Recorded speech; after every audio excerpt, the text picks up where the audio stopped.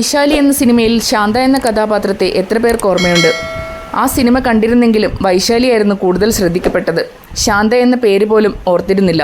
എന്നാൽ ഈയിടെയായി ശാന്തയുടെ ജീവിതം ആസ്പദമാക്കിയ ഒരു നോവലിൻ്റെ ഭാഗങ്ങൾ വായിക്കാനിടയായപ്പോഴാണ് ശാന്തയെപ്പറ്റി കൂടുതൽ അറിയാനും ഒരു പ്രത്യേക സ്നേഹം ശാന്തയോട് തോന്നാനും ഇടയായത്.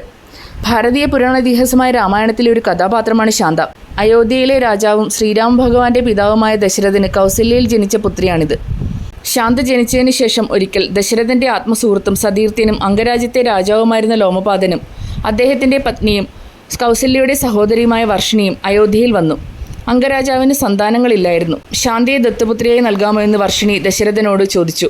അത് ഗൗരവമായി എടുത്ത ദശരഥൻ ശാന്തയെ അവർക്ക് ദത്തുപുത്രിയായി നൽകുകയും ശാന്തയെ സ്വീകരിച്ച് വർഷിണിയും ലോമപാദനും അംഗരാജ്യത്തേക്ക് കൊണ്ടുപോവുകയും ചെയ്തു. തുടർന്ന് ലോമപാദൻ ശാന്തയെ ഋഷ്യശൃംഗൻ എന്ന മുനികുമാരന് വിവാഹം ചെയ്തു കൊടുത്തു.